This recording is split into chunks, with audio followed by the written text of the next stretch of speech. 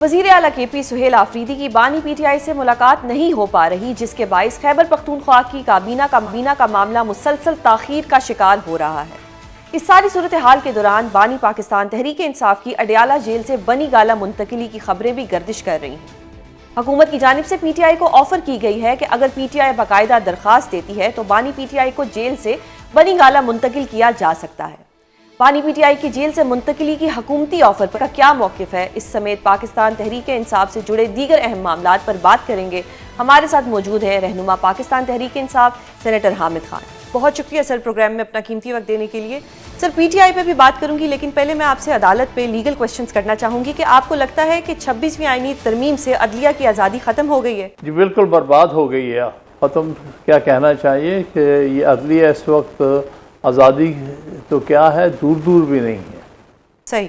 तो सर आपको लगता है कि क्या ये जजेस अपने खिलाफ फैसला देंगे? आप लोग तो आर्ग्यूमेंट्स कर रहे हैं आईनी बेंच को लेके। डू यू थिंक कि ये लोग अपने ही खिलाफ कोई फैसला देंगे? क्योंकि बहुत से लोग 26वीं आईनी तरमीम के बाद ही सुप्रीम कोर्ट में आए हैं।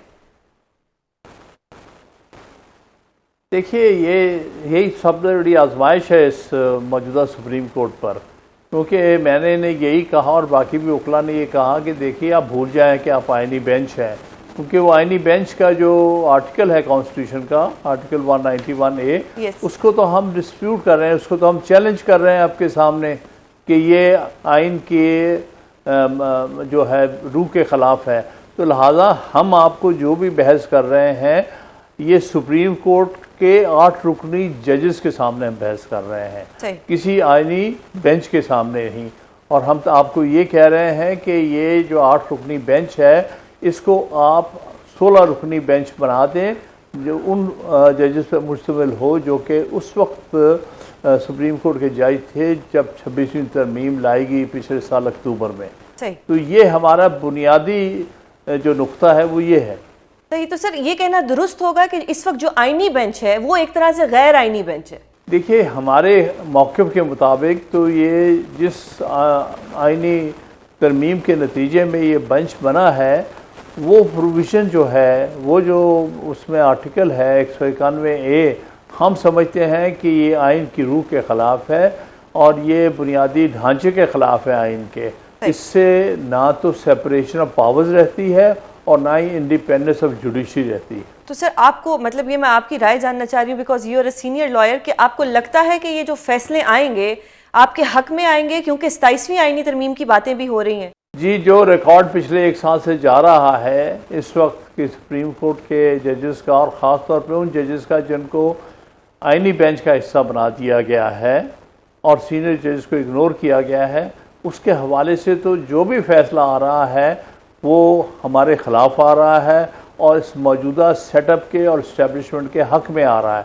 अगर हम ये रिकॉर्ड देखते हैं तो हमें कोई इतनी इनसे उम्मीद नहीं है कि ये लोग, ये जो पर्टिकुलरली ये जजेस जिनका कॉन्स्टिट्यूशनल बेंचेस बनाए गए हैं, इनसे कोई अच्छी उम्मीद नहीं रखते हम। सही।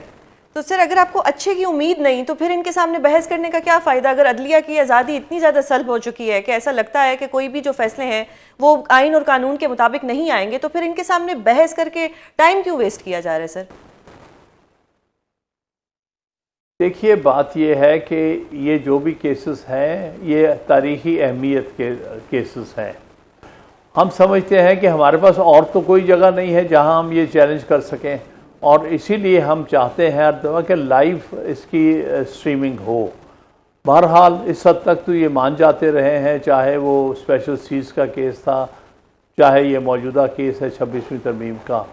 हम कम से कम आवाम तक तो अपना व्यू पॉइंट पहुँचाएँ ना, क्योंकि अल्टीमेट सॉवरेन जो है मुल्क के अंदर वो अवाम है।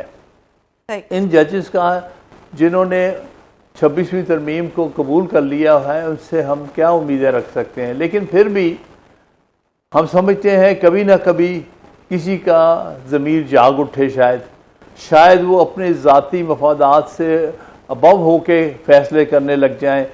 हो सकता है ये हमारी तारीख़ में ऐसा हुआ है कि जजेस में बाज़ औक़ात तब्दीली आई है सोच में और एनवायरनमेंट की वजह से, ख़ास तौर पे जब उन्होंने देखा कि मुल्क के अवाम किस तरह सोचते हैं। तो इसलिए एक कोशिश है जो हम कर रहे हैं, चाहे हमें ज़्यादा उम्मीद नहीं है। सही। अगर मैं ओवरऑल बात करूं, आपको लगता है कि जितनी भी वुकला से रिलेटेड मामलात हैं, इनके फैसले वुकला को खुद लेने चाहिए या पार्टी पे इसका इन्फ्लुएंस होना चाहिए? क्योंकि आपकी पार्टी में हमने देखा है कि फैसले जो आप जिस तरह के आप हैं, आप अपना फैसला खुद कर सकते हैं, आपको बेहतर पता है कि खान साहब के केसेस को कैसे देखना है, क्या डिसीजंस होने चाहिए। जबकि ऑन द अदर हैंड हम देखते हैं कि जो कल के लॉयर्स हैं, जो नए नए लॉयर्स बने हैं, वो आके टीवी पे भी बैठे हुए होते हैं, वो आके आपकी पार्टी का बयानिया भी बता रहे होते हैं। और अगर मैं बात करूं कि खान साहब के नाम पर ILF अपने मनपसंद लोगों को इस वक्त सपोर्ट कर रहा है, तो इस पे आप क्या कहेंगे? देखिए, जहां तक पार्टी की लॉयर्स विंग है ना, वो आमतौर पे उनके में तरह तरह के इख्तलाफात होते हैं, क्योंकि बहुत सारे लोग जब पार्टी में वुकला में से दाखिल होते हैं वो अपने ज़ाती मफादात के एंगल से भी सोचते हैं। लेकिन मैं ये नहीं कहूँगा, इतनी सच नुमाइंदगी तो नहीं होती। लेकिन जहाँ तक इस वक्त सूरत हाल है कि इस वक्त हमारी जो लीडरशिप है वो ज़्यादातर बेचारे पाबंद सलासल हैं। खान साहब खुद भी, उनके करीबी जितने साथी हैं जो लाहौर में जिनके ख़िलाफ़ झूठे मुकदमात चल रहे हैं, वो भी सारे कन्फाइंड हैं। तो इन हालात में सही मायने में पार्टी ऑर्गेनाइजेशन इस वक्त नहीं हो रही, और इसलिए हर किस्म के लोग क्लेम करते हैं कि हम पार्टी के नुमाइंदे हैं और हम पार्टी की तरफ से बात करें।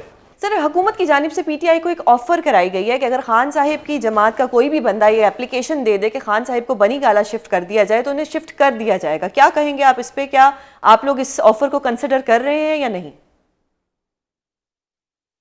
हरगिज़ नहीं। हरगिज़ उसकी नहीं। वजह यह है कि भाई ये इस किस्म की ऑफर्स जो हैं वो बेमानी हैं। हमारे नज़दीक तो उनके खिलाफ केस बनता ही नहीं है।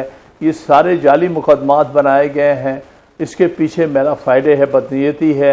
लिहाजा उनकी कन्फाइनमेंट को हम एक्सेप्ट ही नहीं कर रहे, ना ही हमने जो उनको सज़ाएँ सुनाई गई हैं उसको एक्सेप्ट किया।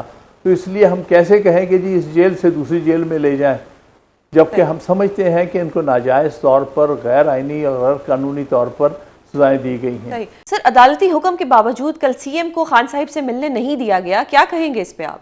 देखिए, ये तो मुसलसल 1 साल से ज़्यादा हो चुका है। मेरी आखिरी मुलाकात खान साहब से सितंबर 2024 में हुई है।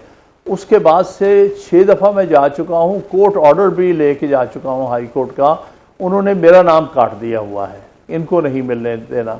इसी तरह पेशावर से काजी अनवर साहब का नाम काट दिया है कि इनको नहीं मिलने देना। वो पूरी तरह कोशिश कर रही हैं जेल अथॉरिटीज़ नेचुरली, जिनके हुक्म के तहत, कि फ़लाँ लोग जिनको अगर कोई मशवरा देंगे सही, इनको नहीं मिलने देना। और सर, ये सुहेल आफरीदी साहब बज़िद हैं कि जब तक वो खान साहब से नहीं मिलेंगे वो कैबिनेट नहीं बनाएंगे। How do you see this कि अगर वो इस वक्त अबूरी कैबिनेट बना दें, बाद में खान साहब से मुलाकात हो जाएगी, क्योंकि इस वक्त एक सूबे का मामला है, लेकिन वो बज़िद हैं कि पहले खान साहब से मुलाकात होगी? एक आदमी जो इलेक्ट हुआ है, आइनी तौर पर इलेक्ट हो गया है, एक सूबे का चीफ मिनिस्टर, उसको अपने पार्टी लीडर से मुलाकात की इजाज़त नहीं दी जा रही, जबकि बहुत सारे और लोग तो उनको मिल लेते हैं किसी न किसी एंगल से, और उसको बाहर रखा जा रहा है। तो वो एक तरह से साबित करने वाली बात है कि इस वक्त की जो सेटअप है, मैं इसको कोई हुकूमत, जायज़ हुकूमत तो समझते नहीं, एक सेटअप सब रहा है जाली सा, जिसको पंजाब हुकूमत या वफाकी हुकूमत कहते हैं। तो वो जो है कोई सही काम तो करने को तैयार ही नहीं। हर तरह से PTI को और उन सूबाई हुकूमतों को जहाँ पर इनकी हुकूमत नहीं है, उनको हर तरह की मुश्किल और मुसीबत में डाल रहे हैं। सही।